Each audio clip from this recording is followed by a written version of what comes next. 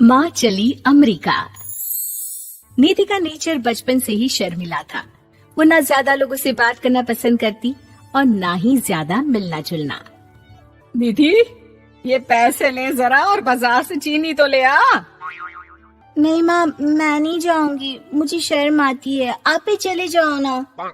अरे पता नहीं क्या करेगी ये लड़की। जीवन में कभी कुछ किया ही नहीं सिवाय पढ़ाई और घर के कामों के। इसकी शादी भी आसपास ही कहीं करवा दो, दूर जाकर इसका गुजारा कैसे होगा। निधि सुनती सबकी, समझती भी, लेकिन चुप करके रह जाती। एक दिन पिता के दोस्त अपने परिवार के साथ निधि के घर खाने पर आते हैं। उनकी बेटी बहुत ही स्मार्ट होती है। निधि बेटा, वीणा के साथ बात करो। देखो, अंकल की बेटी भी आई है उनके साथ। निधि वीणा के साथ वहीं बैठ जाती है। चलो ना अंदर चलते हैं, यहाँ कहाँ बड़े लोगों के बीच बैठे। निधि माँ की तरफ देखती है और अंदर चली जाती है। वैसे मैंने ना अपना चैनल खोला है, तुम सब्सक्राइब करना उसमें। मैं ना ब्यूटी और फैशन की बात करती हूँ। ये देखो। ओह, इतने सारे लोगों के सामने तुम कैसे इतना बोल लेती हो? मुझे तो बहुत शर्म आती है। अरे शर्म कैसी। खैर, सीधी सादी सी निधि, उसकी शादी हो जाती है राकेश से। राकेश एक स्मार्ट लड़का था, उसे घूमना फिरना पसंद था, लेकिन निधि का शर्मिला व्यवहार वो समझ जाता है। अरे निधि, घर से बाहर क्यों नहीं निकलती? लोगों से मिला जुला करो, तभी तो पता चलेगा ना कि दुनिया कैसी है। क्या करना है पता करके? शादी से पहले पापा और अब आप। ठीक है ना, मुझे ज्यादा दुनियादारी में नहीं पड़ना। निधि की जिंदगी ठीक ठाक चल रही थी। उसके 2 लड़के होते हैं, दोनों को वो पढ़ाती लिखाती, उनका ख्याल रखती। निधि, 25 साल हो गए शादी को, दोनों बच्चे सेटल हैं। हम लोगों ने शहर में 2 मकान भी ले लिए। दोनों की शादी खुद का पता ही नहीं चला कैसे उड़ गया। हाँ, ये तो है। मैं खुश हूँ, जिम्मेदारियाँ आती रही, मैं निभाती रही, और क्या चाहिए। देखो, मैंने सोचा है कि अब हम लोग अमेरिका जाकर रहेंगे। यहाँ की जिंदगी तो जी ली। वैसे मुझे वहाँ बहुत अच्छी नौकरी मिल रही है। मैं कैसे चलूंगी, मुझे वहाँ का कुछ नहीं पता। आप तो जानते हैं ना कि मैं घर से बाहर ही कम निकलती हूँ।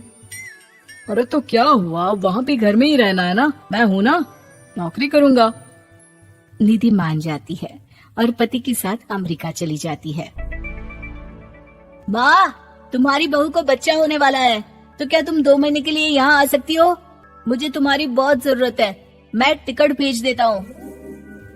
हाँ हाँ, ये तो बहुत खुशी की बात है। मेरा भी मन सबसे मिलने का कर रहा था, पर क्या माँ पर? अब मैं आऊंगी कैसे? पापा से बात करती हूँ। देखो माँ, प्लीज बहाना मत बनाना। तुम जानती हो ना, इस वक्त में मैं किसी पर भरोसा नहीं कर सकता हूँ। निधि पति को सारी बात बताती है। क्या आप भी चलेंगे? निधि, आने जाने में बड़ा खर्च हो जाएगा, ऊपर से मुझे यहाँ छुट्टी नहीं मिलेगी। बहू पर वक्त ऐसा है कि तुमको तो जाना ही पड़ेगा। मैं अकेले दुकान तक तो नहीं जा पाती, इतनी दूर भारत कैसे जाऊंगी, मुझसे नहीं होगा। लेकिन सबके कहने पर निधि को जाना ही पड़ता है।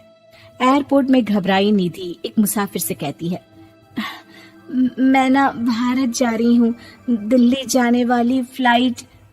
सब मिलकर निधि की मदद करते हैं और फाइनली निधि भारत पहुंच जाती है, जहां बेटा उन्हें घर ले आता है। वाह माँ जी, यहाँ तो मैं भोपाल तक नहीं जा पाती, आप अमेरिका से आ गई। भाई, चालाकी तो औरतों में होनी ही चाहिए, यहाँ हम बुद्धू के बुद्धू रह गए। निधि इतनी दूर और लंबा सफर करके थक जाती है। वो चुपचाप बैठ जाती है। बैठना नहीं है माँ जी, बच्चा पकड़ना है, ये लीजिए। और हाँ, घर का काम तो मैं करूंगी नहीं, जानती है ना शरीर कच्चा सा है, तो मुन्ने को सुलाकर कुछ बना लीजिएगा। निधि को बहू का व्यवहार बहुत बुरा लगता है। जैसी भी थी, पिता और पति की हमेशा लाडली रही थी निधि। निधि बेटे की तरफ देखती है। माँ, वो काम वाली कोई मिल नहीं रही है ना, मैं देखने की कोशिश तो कर रहा हूँ। जैसे ही मिल जाएगी वो संभाल लेगी सारा काम। अरे कैसी बात कर रहे हो? जब पहले मैंने कहा था कि अमेरिका से इनके टिकट में जो पैसा खर्च कर रहे हो उतने में नौकरानी रख लो, तो नहीं, मेरी बात पर विश्वास नहीं था। कि ना ना कोई मेरे बच्चे को अच्छे से नहीं संभालेगा। अब इनका भी खर्चा और नौकरानी का भी खर्चा। अरे ना जी ना, मैं नहीं संभाल सकती। निधि जैसे तैसे 2 महीने रहकर वापस अमेरिका चली जाती है, लेकिन वहां जाते ही जैसे राकेश उसे देखता है उसके गले लग जाता है। ये क्या हालत बना रखी है निधि, कैसी लग रही हो? खाना नहीं खाती थी क्या? क्या हो गया? निधि पति से कुछ नहीं कहती, बस रोती ही चली जाती है। मैं नहीं चाहूंगी कभी भी भारत, आप मुझे हमेशा यहीं रखना अपने पास। राकेश बेटे को फोन करता है। तुम्हारी माँ की जो दुर्दशा करके तुमने भेजा है ना, मुझे पता होता तो मैं अपनी बीवी को कभी तुम्हारे पास नहीं भेजता। पापा, आप तो रीना का नेचर जानते हैं ना, वो माँ पर हावी रहती थी। अब मैं तो ऑफिस चला जाता था, वो माँ पर जुल्म करती है और माँ भी इतनी सीधी है कि चुपचाप सहती रही। मुझे माफ कर दीजिए पिताजी। खैर, राकेश कहता भी क्या, प्यार दुलार के साथ अपनी निधि को संभालने में लग जाता है। लेकिन कहते ना, वक्त हमेशा एक सा नहीं रहता। अमेरिका में ही राकेश की मृत्यु हो जाती है और निधि अकेली रह जाती है। बड़ा बेटा कहता है, माँ भारत चलो ना, हम लोग साथ रहेंगे। निधि को जैसे ही वो सब सीन्स याद आते हैं वो परेशान हो जाती है। समझ में नहीं आता कि पति के बिना अब जीवन कैसे चलाएगी। मैंने सारा जीवन घर का काम किया, घर देखा और जिंदगी चलाई, लेकिन जिस घर में रही सबने प्यार दिया, मैं वहां नहीं जाना चाहती। तभी राकेश जिस कंपनी में काम करता था उसका मालिक निधि के घर आता है। वो भी भारतीय ही होता है।